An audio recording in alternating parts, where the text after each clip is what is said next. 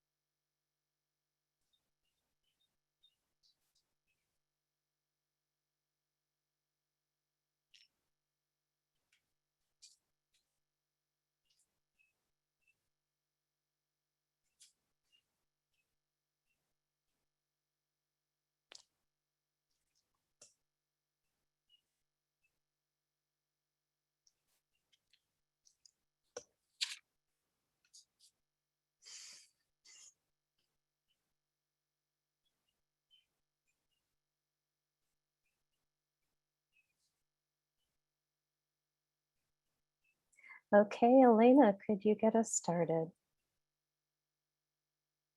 Sure, it's my honor to be here. So welcome everyone. Thank you so much for joining this webinar. We really appreciate your time to be here for such an important topic.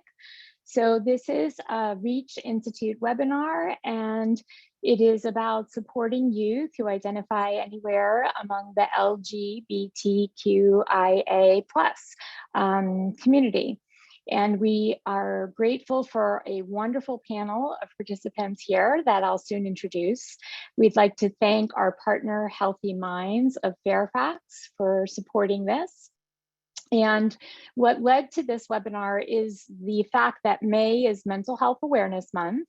And given the reality that youth who identify in the LGBTQIA community sometimes face significant psychological challenges and suffer as a result of society not fully accepting them.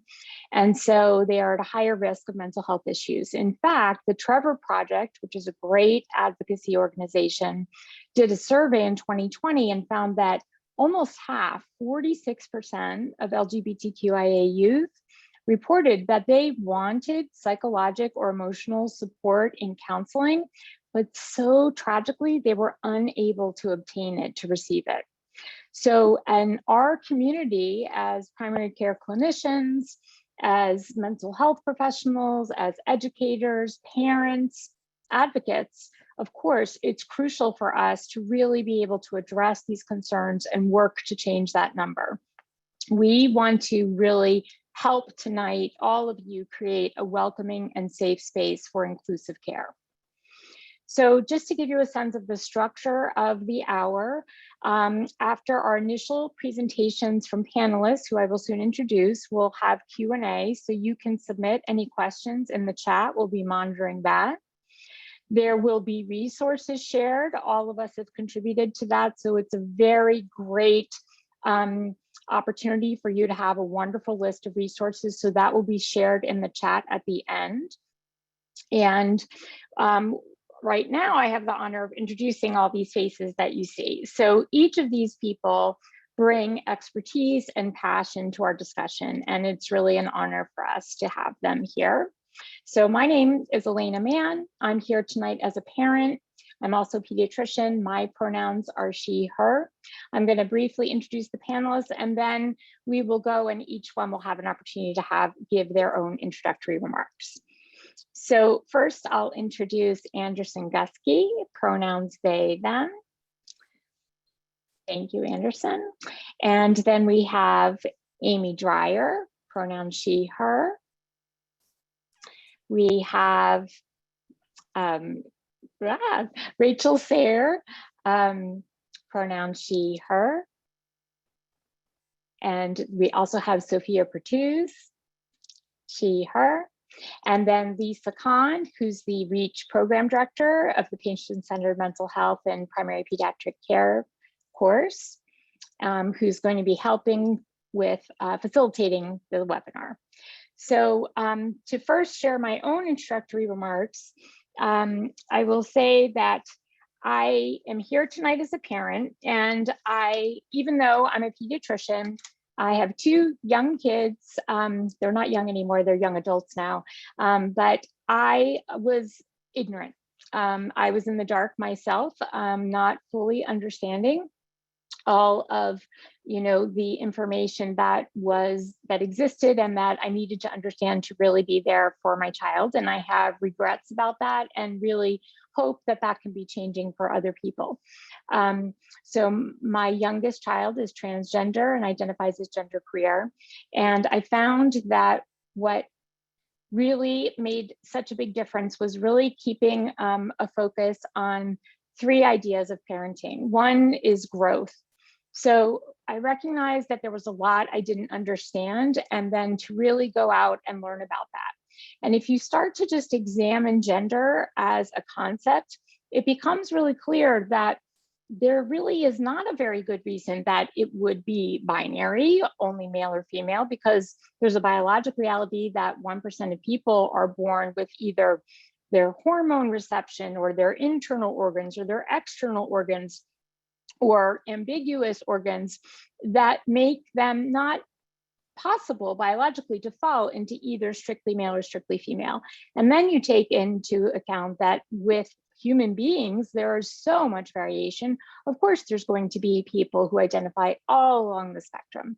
And so just really stepping back and being open to learning is a huge part of really being there to support people in a community if you yourself don't identify within that community. I also feel that compassion has been really important.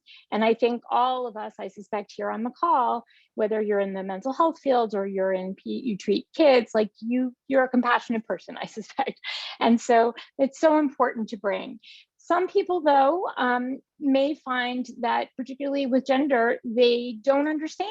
It's not something they've ever experienced, so they have trouble understanding it. And I will share with you what my own son suggested to me that helped so dramatically. He just said, for a minute, just right now, you can do this. Imagine your gender identity is very different from how you identify, somewhere really different on the spectrum, and just become that gender.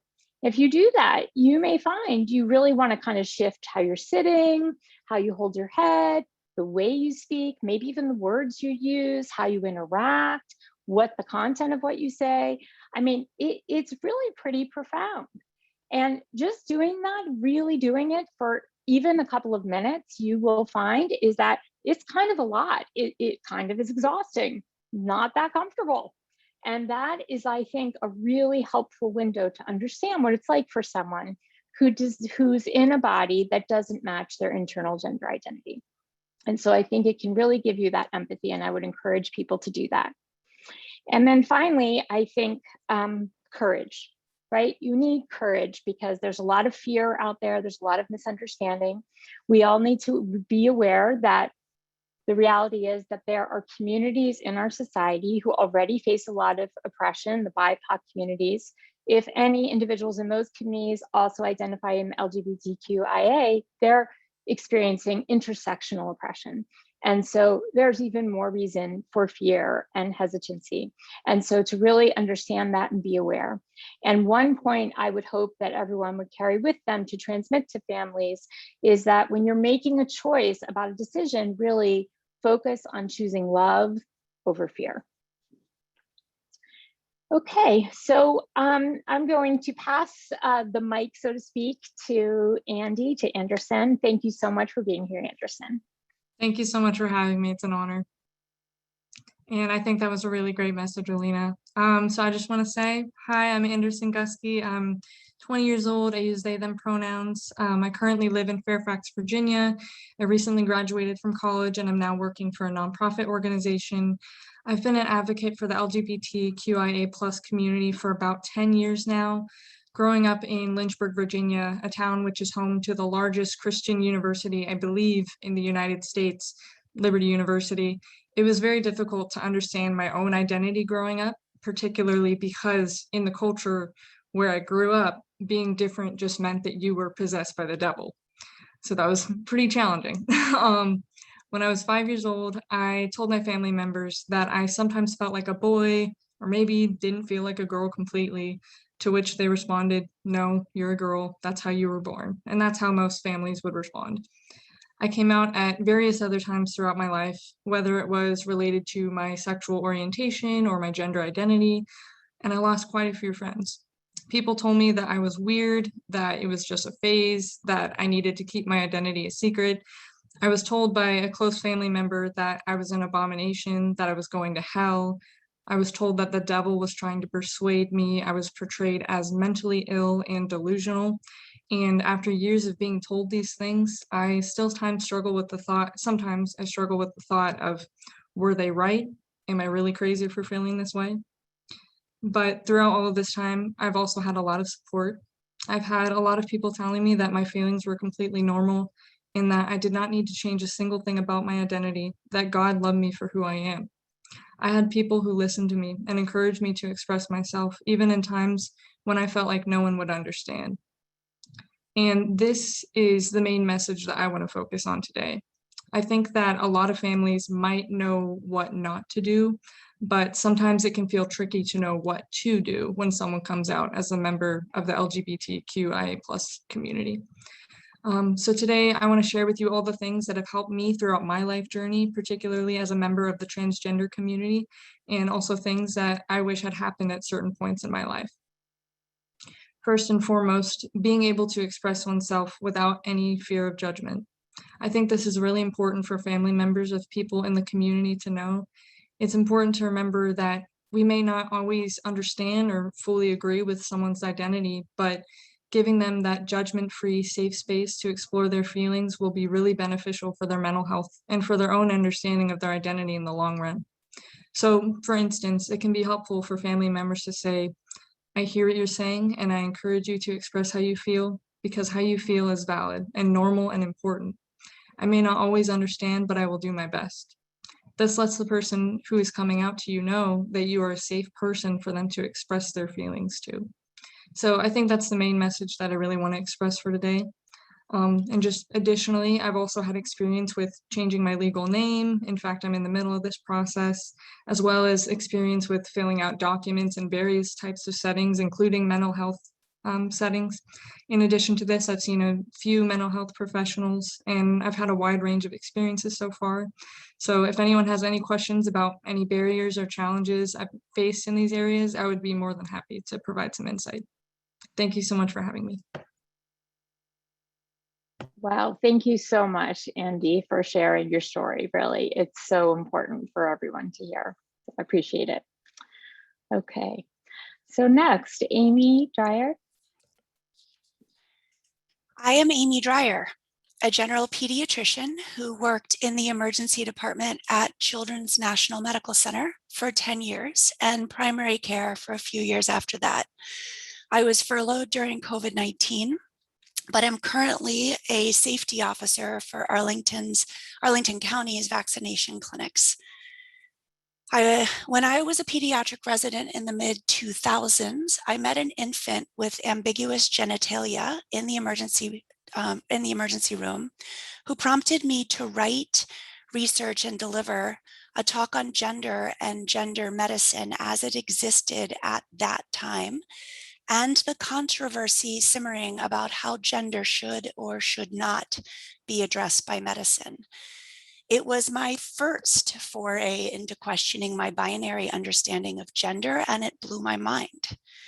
During my decade working emergency room overnights, I met many children in the psychiatric lockdown assessment area who seemed to be there solely because their gender or nascent sexuality did not meet the expectations of their parents or the society in which they lived. In 2013, I began facilitating a comprehensive sexual education program put forward by the Unitarian Universalist Church called OWL, or Our Whole Lives. And I realized early on, while moderating a panel of LGBTQ+ folks for the kids in the class, how very little I understood about the wide, beautiful, textured world of gender and sexuality. My mind was blown again. And so I set out to educate myself. I found books like Beyond Magenta by Susan Kuklin to explain gender outside the binary. I met generous folks from the Transgender Education Association in Northern Virginia and PFLAG DC. And I attended conferences from the LGBTQ Task Force and WPATH, or the World Professional Association for Transgender Health. I also listened to parents and kids in my area. I can tell you, folks, it is our job to educate ourselves through our own ingenuity. It is not the responsibility of LGBTQ plus folks to teach us. You may find yourself lucky enough to encounter patient teachers who count themselves LGBTQ plus, but it is their generosity and not their obligation that guides them to answer your questions. Seeing these questions of gender and sexuality threaded through my life, I thought the next step would be to provide safe, compassionate, competent primary care for LGBTQ plus kids in Northern Virginia.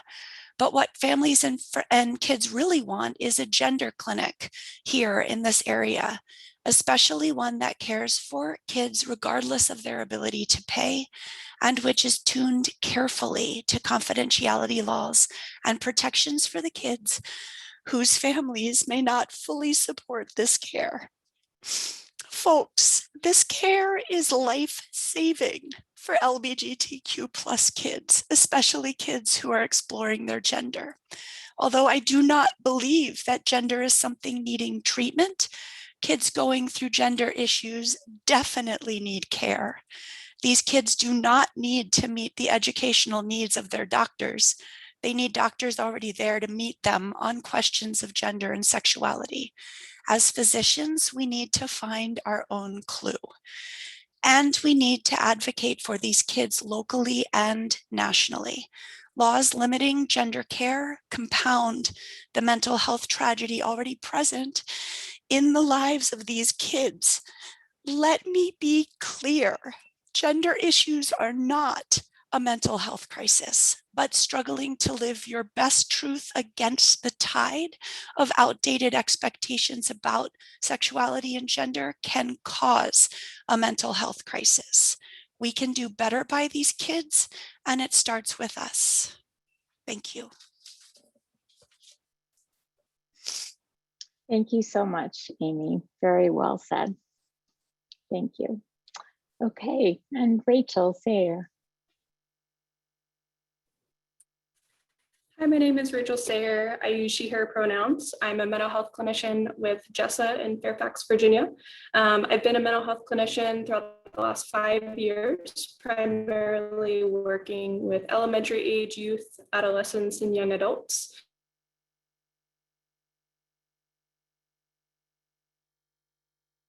I've also been an advocate for the LGBT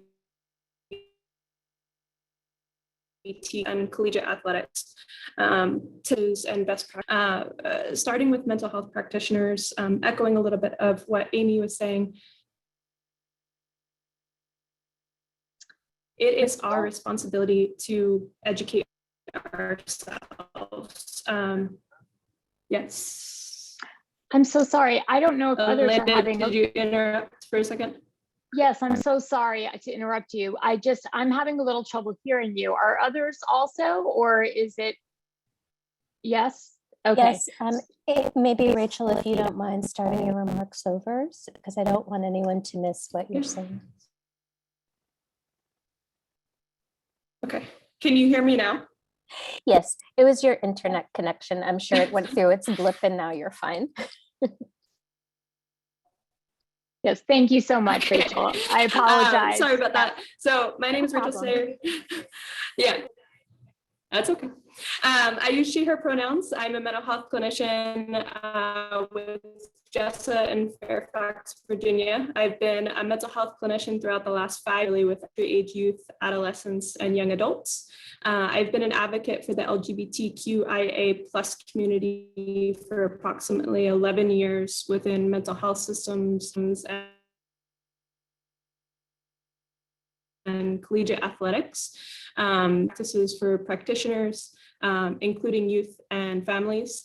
Echoing a little bit of what Amy was saying, it is our responsibility as mental health clinicians to do the work and really educate ourselves. And that starts with meeting our clients where they're at.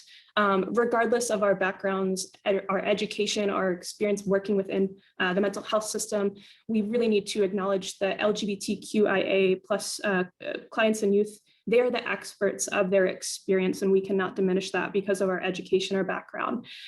We really need to work on understanding and being aware of our implicit bias when working with LGBTQIA plus individuals. And really, we need to make sure that we're providing inclusive and supportive spaces, including practicing active allyship.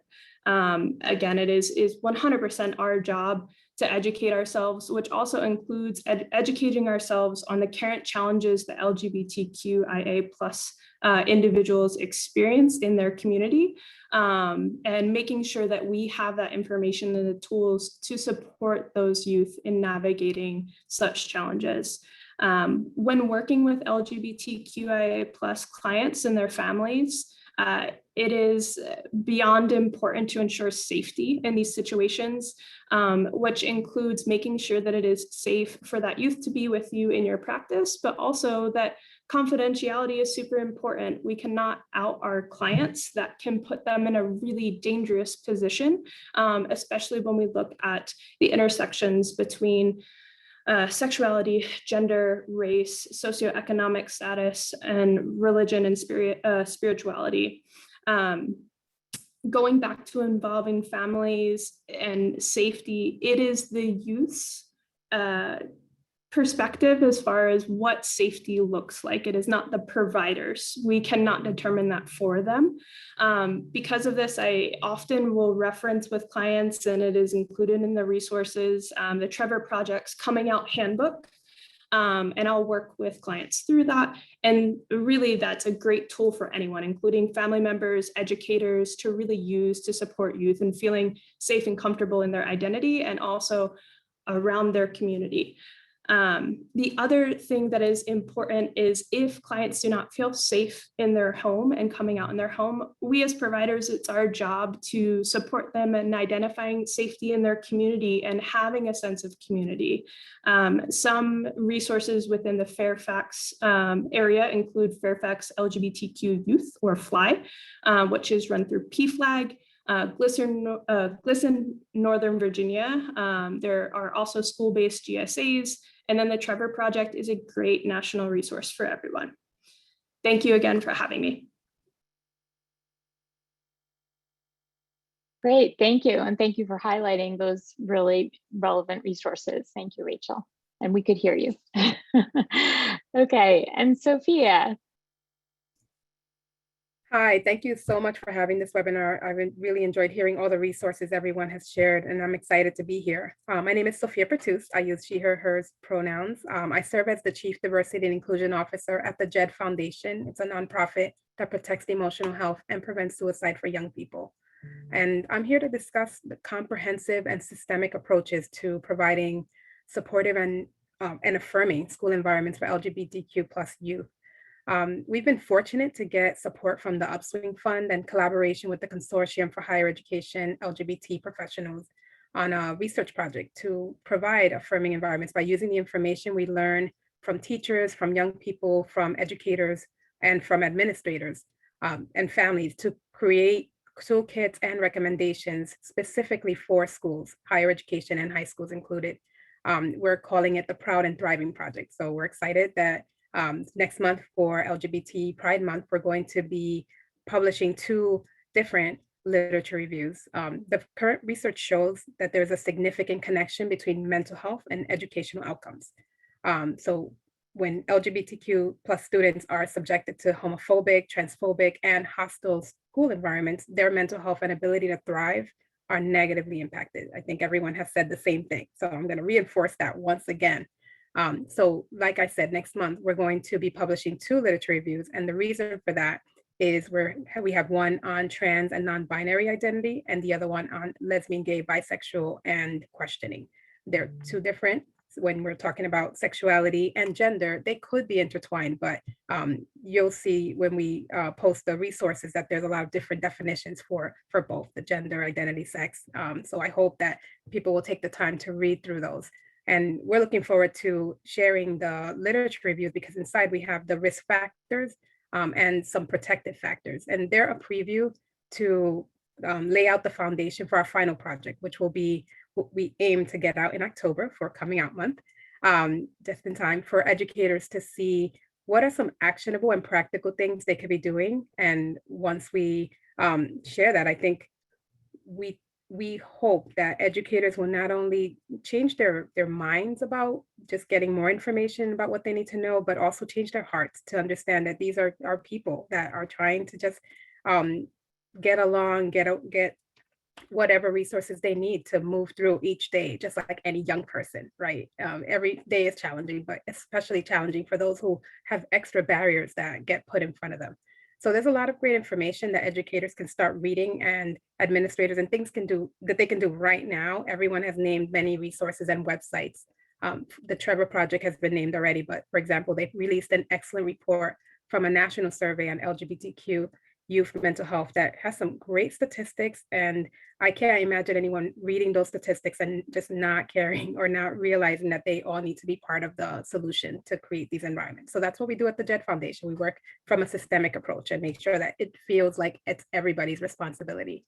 And if we want to save the lives of our young people, we need to work together to create those environments, those safe and affirming environments. And if you care at all, then you should care about creating places where young people don't just feel tolerated, but truly feel like everyone is there to help them, support them, and help them thrive and be successful. So thank you for being here at this event, but I'm also happy to be part of this conversation with this amazing panel. Thank you. Great. Thank you so much, Sophia. And I think I just wanted to mention that we will have a page of some definitions, but just in case anyone is not familiar, because we don't want to make any assumptions. I mean, when we say LGBTQIA, so we're talking about lesbian, gay, bisexual, questioning gender or sexual orientation, queer, which may be kind of an umbrella term that can be used in a variety of ways, intersex populations, as well as people who identify asexual, and others. So there are a lot of terminology out there, and we just want to be sure that we want to be as inclusive as possible, and apologize if anyone feels that we are not. And we are open to comments, certainly. Okay, so we now are going to move into questions, and we'll go through each panel participant again, asking a particular question that may be related to their introductory remarks. We'll start with Andy. So what do you think, Andy, because your perspective is so critically important, what would you say is so most important for mental health professionals to know about the transgender community, or gender nonconforming, gender fluid individuals, or the LGBTQIA community in general, in order to be able to best support those individuals' mental health and be inclusive? Certainly. I appreciate the question. So just speaking from my own perspective, there's so many different perspectives in the LGBTQIA plus community, but from my perspective, I think that a way for mental health providers to promote inclusion and support the well-being of the community is to make extra sure that they are not coming to a conclusion about something before the client has come to that conclusion. There was a point in my life where I identified as a transgender male, whereas now I identify more closely with being non-binary. And I came to a mental health provider to talk about the fact that I was having some doubts about that initial identity, and their response did not really encourage me to explore this thought process. In fact, they kind of encouraged me to keep identifying as a transgender male. And I think that they almost felt a sense of responsibility for figuring out the identity for me, almost as if they were thinking, well, I've told this person that their identity as a transgender male is valid for so long. How am I supposed to let them believe that their identity as a man isn't valid anymore, when ironically they were actually invalidating the exploration of my identity in doing so? And I really needed that openness to explore at the time. So that being said, I think it's really important for mental health providers to understand that it's not their responsibility to figure out someone's identity for them, but it is important to give someone tools to be able to do it on their own. So for instance, something that's really helped me in my journey is, and maybe this is an analogy that mental health providers might want to use, but something that's helped me for figuring out my own identity is envisioning myself on a stranded island. There's no societal influence because there's no society on this island. So given this image in my head, what would be the ideal way I would express myself? What would be my name? How would I dress? Who would I find myself being attracted to? I think that removing that societal barrier, at least mentally, can help people to move past that stigma of being a part of this community and embrace their identity, whatever that might be. Once I was able to do this exercise, I learned that it didn't matter what other people thought, and other people have different experiences, but it was really helpful for me personally. So yeah, that's my perspective that I would provide. Oh, thank you. That's fantastic. That's a really wonderful, approach for us to be able to share that. Thank you. Thank you.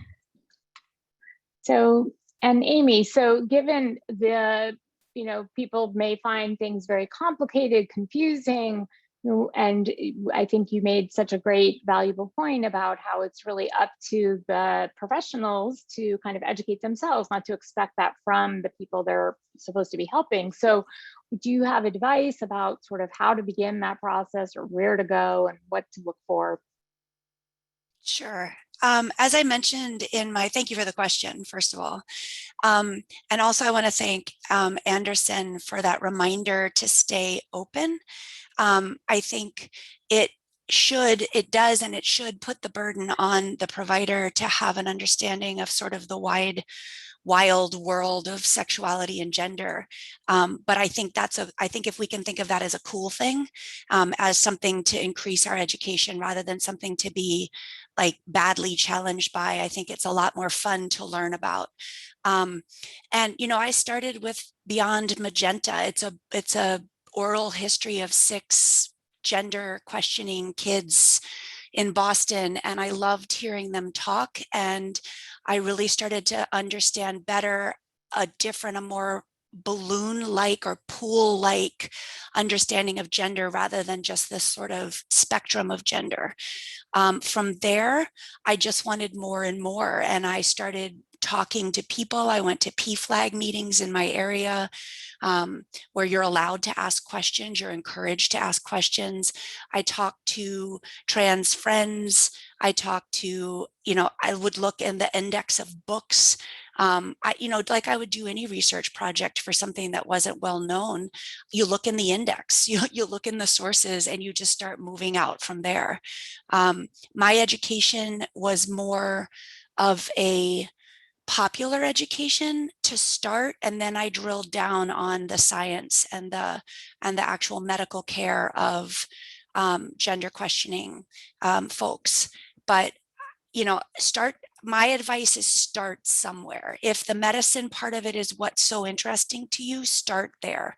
If it's you just need a glossary, find a good glossary. Go to some place like Smile or PFLAG or the Transgender Education Association, tgea.org. Just find someplace good and healthy to find those terms, and then just start moving from there. Find novels, find books, talk to as many people as you possibly can, and really remember that the onus is on you. But it's really very interesting and fun, and it's sort of like, it is learning a language. May I just add one thing for the participants? So in case you may have missed it, there is the definitions document that we put together is in the chat. For each definition, I did put the website of where the definition came from, and many of the organizations that Amy referenced are listed there so that you can explore their glossaries. I did, Amy, want to ask you one clarifying question because we haven't distributed the resources list yet. I want to be sure we're defining all of our acronyms. Would you be able to define PFLAG for folks that may not know PFLAG? Parents, friends, somebody might have to help me with this because I always get it wrong. Yeah, it's kind of a name that's been around for a long time, so it might be termed differently if it were started today, but I think it's Parents, Friends of Lesbians and Gays, but it really encompasses any ally of the LGBTQIA community. Thank you. Okay, well, thank you so much, Amy. And I just wanted to make sure that we threw out there that, of course, there is a lot of gender variation and gender diversity in many cultures and throughout history. And so that's another point to just explore. Rachel, if you could share with us, because your area of expertise really includes strategies, so how to support family involvement in the mental health services when any of us are providing that for youth who are coming out or identified within this community. We welcome your advice. Absolutely. Thank you for asking. So like I had stated previously, like safety is the first priority in this situation. And again, the youth in this situation really, the ball is in their court as far as what they want this to look like. And so it can be as simple as asking, like, do you want your family to be involved in this conversation?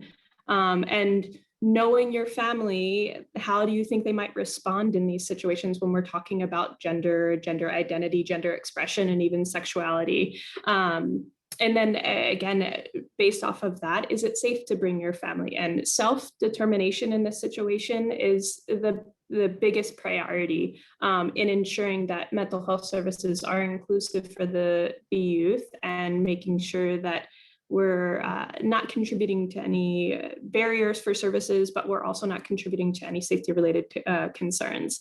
In terms of barriers for family involvement, because that does come up, we have to look at cultural and family-based stigmas or even family mental health challenges, cognitive issues, or even looking at, again, the intersectionalities of identity to make sure that, again, this youth has a space that they can communicate in regards to their sexuality or gender expression or identity, things like that. I think the other thing to consider as far as working with families is this an ongoing family therapy, or is this a one-time occurrence that it's just the clinician working with the youth and their parent, caregiver, guardian, whoever that may be? Because that's the other thing. It doesn't necessarily need to include ongoing family therapy because similar to what Amy was saying, gender and sexuality and things like that, these are not mental health challenges, but the situations that arise out of the intersectionalities and potentially not being accepted or systemic issues of oppression because of identifying within the LGBTQIA+ community, that presents as stressors that can contribute to mental health challenges. So I think that's something that needs to be taken into consideration of, again, is this a one-time single occurrence that we're having this conversation and we're supporting youth through this, or is this an ongoing process? As far as family therapy goes, I always try to set ground rules for those therapy sessions that we have openness, acceptance, there's not judgment. We are curious, we can ask questions, but we also are respectful and we practice active listening. The goal of all of that, though, is 100% to create a safe and inclusive space, kind of equal the playing field to make sure that the youth and the adult are able to express their feelings, but the safety is in mind in that situation. Great. Okay, thank you. Thank you very much, because you offer a really helpful perspective. Okay, and Sophia, how about for schools? What are some examples of things schools can be doing right now to really be sure that they're being inclusive and creating a safe and supportive environment? That's a great question. So I would say first, realize there can't be a one-size-fits-all approach to providing support. Using visual symbols, posters, open language, and being vocal about your intentions to create a learning environment for everybody. Not just being supportive. It's one thing to be supportive, but you also have to let everyone know that you're trying to learn and that everyone should be in that mode of compassion for yourselves and for each other, because we're gonna say the wrong thing or the words change, and sometimes people might say, oh, what's the new word for that? Well, just like anything else that evolves, so does our language. So we need to just do our best, and we've given many places to go to look at what's the latest word and what's changed over time. Second, try to examine your administrative processes and your systems. Sometimes there's so much hurt in forms. Like even I'm Latina, so I have different identities that I have to check off, and sometimes there are no choices. It's like the radio kind that you can only pick one thing. Do you really need to have forms where you have your forced choice? And people might feel ignored, might feel like, well, I want to check off something different. I want to write in something else. So if you have some forms that doesn't matter what you actually put down, it's not a medical form, it's not a legal form, then try to either take out those things that really bind someone or force them, or leave it as open as possible. Identify as you like, something like that. I remember one example is when I was dean of students at Hofstra. One of the issues that I found right away was that our letters were addressed, the letters of discipline were addressed to Mr. and Ms. And I was like, we don't call students by their last name. So why do these letters have to feel so formal? Yes, there was a transgression or some issue, but they didn't need to feel so formal, but it also forced it to be Mr. and Ms. So we did a simple change. It was like a sort thing in the system to say, let's just send it to the first name that the student has put down as their name. So it was like not too complicated. I mean, there's complicated behind the scenes. I'm not going to make it so easy. And obviously there was discussion, but identify things like that seem administratively complicated, but they're actually simpler than you think, and they can save a lot of lives just by people feeling like, okay, I feel seen. I feel like I'm not ignored. And then the final one I would say is reviewing your professional development opportunities. Do you have at least one a year that covers current terminology? Do you bring someone in to do that presentation? Or do you, as a group, figure out, what are the sources of information and glossaries we're going to look at together and decide on that we're going to rely on to look up what the terminology we're going to use is? And are you sharing those resources, making them available, and learning how to take reports when students and young people are sharing that there's a bias incident or there's bullying, that you're taking those seriously and that you have a process for handling them. Most schools do, but sometimes it's those things that don't feel like it's a egregious crime, that it's just like a slight, it's words, but words hurt, and they can be really hurtful when there's a group of people that are supposed to be the authority that are like, oh, it's not a big deal, when it actually is and could be very hurtful. So I think those are some quick actionable things that I think you can do right now. Thank you so much. I mean, those are really helpful. And I think, for clinicians out there in your practices, a lot of EHRs will allow you to put like a preferred name or something, and you can put the name there, you can add the pronouns, because that is so important to individuals. And, even just calling them back to a room now that maybe they're coming in person to the office makes a huge difference. So it's really important to do that. So Elena, we have a few questions in the chat, but first I have a question for you. Yes. What do you think what is the most important thing for a parent to know about youth who identify as LGBTQIA+? Well, I think that the most important take-home point for parents is that it's understandable that parenting is hard, it can be challenging, and getting news about your child can be difficult. But the most important thing is that how that parent supports that child can have an enormous effect on everything that occurs with that child.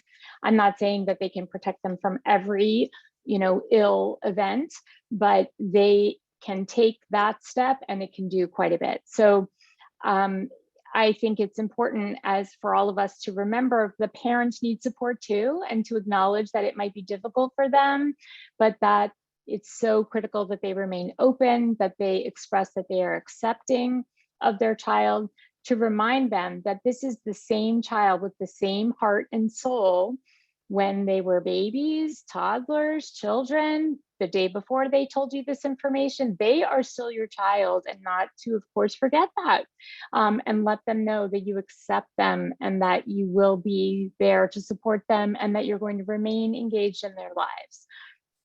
And as clinicians, we want to tell the parents, we understand you may have a lot of feelings and you may need time to process it. You may need to learn a lot. But that needs to be separate from your conversation with your child. Keep that out of the conversation with the child. You deal with your stuff and be there for your kid. There's a lot of fear and worry from parents, and it's a natural parent instinct. You want to protect your child, and that might come out as resistance to this information. But the truth is that the best way you can be effective in trying to protect them is to support them. So the biggest things are let them know you value them. They're important to you. You love them no matter what. Who they love or how they identify, that's not relevant to the connection you have with them as parent to child. So the bottom line. Oh, Yeah. thank you so much. Okay. Your dual perspective as both a parent and a pediatrician is just so wonderful to have on our panel. Oh, thank you. So I've got a few questions, both in the chat and in our Q&A. So this first question, what are some ways to begin dialogue between homophobic parents or family and the youth in family therapy where there has been no positive communication on this topic, so it's avoided? And Rachel, I was wondering if you might take that question. Absolutely. Yeah, so I mean, one of the big things is, again, echoing what I had said before in terms of the safety around this, is like making sure that this youth is feeling comfortable with including their family in services, right? And really allowing the youth to decide and make that determination of what does that look like when their parent or caregiver does come in and participate in a therapy appointment. I think the other part of this is, you know, I often will try to role play with youth of how is this conversation going to go? And if we're feeling comfortable with that, then how do we invite parents in? Do you want me to invite them? Do you want to invite them? And again, allowing a lot of self-determination for that.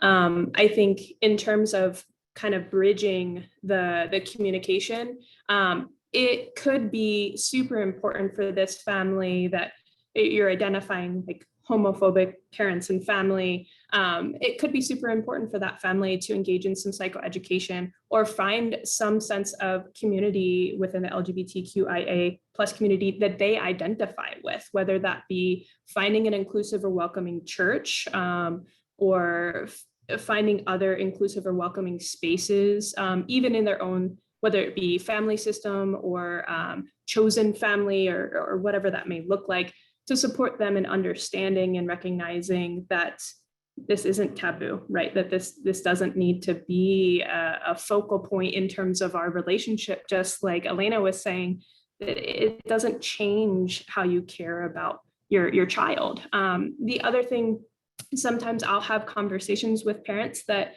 it might be of interest of them to get their own therapist and engage in their own services to get support around how they're feeling in regards to working with and finding out that their child is coming out or they do identify with an LGBTQIA plus community. Thank you so much for all of those great suggestions. Really appreciate it. So my next question is actually for Amy. Can someone on the panel address how accepting caregivers can find support groups or resources for themselves on how to support specific mental health needs caused by not feeling accepted outside of the family such as eating disorders, depression, etc., that would give caregivers support their children's specific mental health needs with others who understand what the youth are experiencing. Okay. I think one of the best places, so I want to really tease apart mental health issues and gender issues again. Like, I want to pull that apart again to understand that gender issues are not a mental health crisis. When somebody starts questioning their gender, that is not a reason to get it. I mean, we want to learn a lot, but it's not a crisis. That being said, living in a society that is not as accepting as it should be of other genders and genders that are not what was expected, can birth a mental health crisis. So I just want to keep those very separate. And once you separate those out, I really feel like dealing with mental health issues like you're describing are the way that we deal with mental health issues any other time. I think eating disorders in a trans kid are treated like eating disorders in a cis kid.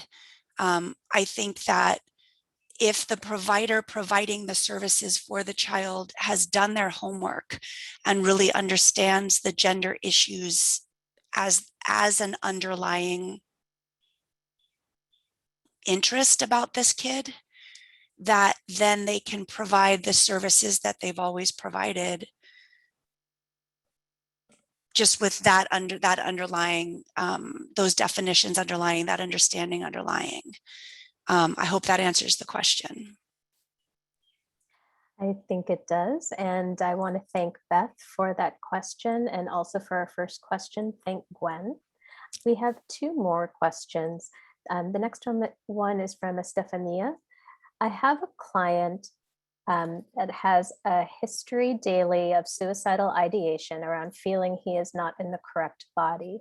The family has a lot of religious, cultural, and language barriers to be able to hear and see the client's reality and feelings. What are some things that can help the family? The treatment team was considering finding a pastor from an inclusive church to try and meet the family where they're at. Elena, could I have both your parent and provider hat for this one? Yes, I think that the clinician seeking out a pastor, if that's someone who's a member of their community, that would be helpful. I mean, there are kind of inclusive organizations that have cultural connections or community connections. And so reaching out to someone who can speak to someone with similar kind of traditional backgrounds and understand kind of the culture the best, I think would be the ideal way, both connecting the child as well as the family if possible. So there are organizations that do that. If someone has a specific question and you want to put that in the chat, like I'd be willing to dig around and try to see what I can find for you. So, and maybe one of the other participants knows of a good way to find that. And I did just want to mention that with respect to gender dysphoria, which is that discomfort that can happen when someone's body doesn't match their internal gender identity, that what we know is that gender affirming care, whether it be hormone suppression or whether they're interested in medical transition or whether that be hormones or surgery or, depending on what the individual desires, that we know that gender affirming care can decrease gender dysphoria, which in turn can lead to more psychological well-being, and not only psychological well-being, but social well-being and professional well-being and quality of life. So that could be related, for example, with respect to the eating disorder. So I just wanted to add that in there. Thank you, Elena. Those are really important points. I'm so glad that I'm just so happy with this panel and all of the expertise and that we have to share with our participants today. So I've got one more question. as a parent, how can I help my child choose a therapist? What should we look for? What are potential red flags? And Anderson, I'm wondering if you might be able to answer that. What help would someone be looking for from their parent? So I would say from my perspective, really asking the child what their preferences would be instead of making that assumption. Because parents might choose a therapist and think, oh, this therapist is, LGBT friendly, or, but it might, for whatever reason, might not be the best option for the child. So I really think looking into those options with the client who is going to be working with that therapist next to you, I think is really key. Wonderful. Thank you so much. Let me just see. We do have one attendee whose hand is raised. I'm going to allow you to verbally share your question, and then I will remute you. So first, thank you for the previous question, Carolyn. And now we'll hear from Catherine for our final question.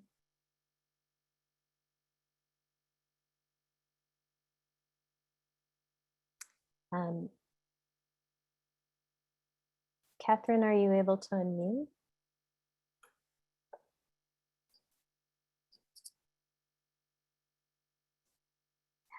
Okay, maybe Catherine's having technical difficulties, not a problem.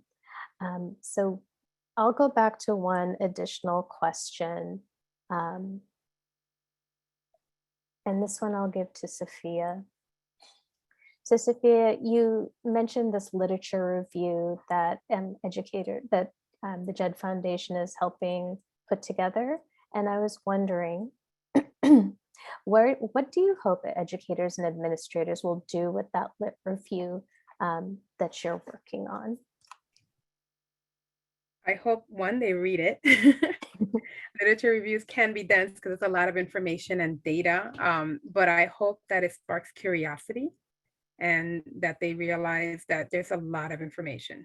As we have named probably 7 or 8 different organizations that are working on different angles of what it is to support people, to support humanity, to make sure that everyone is feeling connected.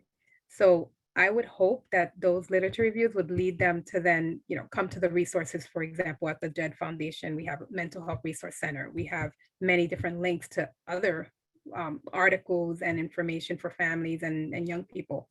So I hope that people will take action, that they'll examine their own thought process, and if there are terminology that they read and go, I don't know what that is, just figuring out how to not do that in front of people and just really internally be curious and say, wow, that's interesting that I don't know so much about all these different terms and what they mean. Because that just means you need to do a little more research or learn more, or ask our young people about, what their thoughts are about the language and terminology, and have real conversations. So I hope that that's just a way to start some conversations. No way can we be definitive in any one publication. So at least it's a start of a good long conversation, and a mindset shift is what I hope the most, and an open heart. Yes, I too hope for all of those things, especially with the the legislative problems that are happening across this country with LGBTQIA youth trying to get healthcare and certain groups being blocked. So the work that you're doing is also important. Elena, may I give it to you to close on? Sure. And so I wanted to ensure that we allowed participants to access that resource list we keep referencing. So that's going to go in the chat, right? Okay. And I do also want to just clarify about the politics. They are concerning, to put it mildly. But there's a lot of legality on the side of justice served. So in truth, there's only one state so far where healthcare has been banned, and everywhere else it is still accessible. So it's important for youth to know that across the country.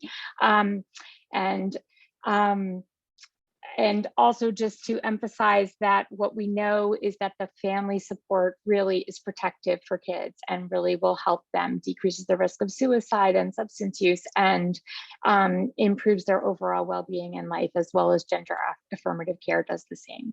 So we appreciate your time, your attention, your openness to listening to all of these wonderful participants on the panel. I'm so grateful for each one of you present here for sharing your expertise and your passion. And we are very grateful. So hopefully we can continue this conversation. Maybe when you produce your toolkit, Sophia, we can come back and review that and share it with our community. Thank you. Wonderful. And the resources list is posted in the chat, so you can download it there. Okay, great. Okay, fantastic. Thank you so much. So everyone can copy that and see that. If you, as someone said, I can't see it, you should be able to scroll up and see it. It's put up by Lisa Kahn. She's there in the purple, speaking with our program director. So you should be able to get that. Nothing has been in the chat or the glossary. Let me try reposting both. Okay. Yeah. Not sure. I do see it. So. Okay. Do other panelists see it in your chat? I'm reposting the definitions, and then I'll repost the list. And if you are using Zoom on your web browser and not using the actual app, you won't be able to see it. So that's important to note too. Okay. Yep. Several people are saying they don't see it on the app. Okay. I don't know if, yeah. We will figure this out. Okay. We have everyone's email address. I think using the app is a good, I know using the app is one reason you're having trouble downloading the PDFs, but we can email the list of folks that registered for this and provide the attachments for you. Great. Okay. Thank you so much, Lisa. And thank you to the participants for letting us know that you hadn't been able to see it. Okay. Thank you so much. Enjoy the evening, everyone. And thank you so much to all the panel participants. Really, it was an honor to be here with you. Thank you so much. Okay. Good night, everyone. Good night. Thank you, everybody. Thank you, everyone. Thank you.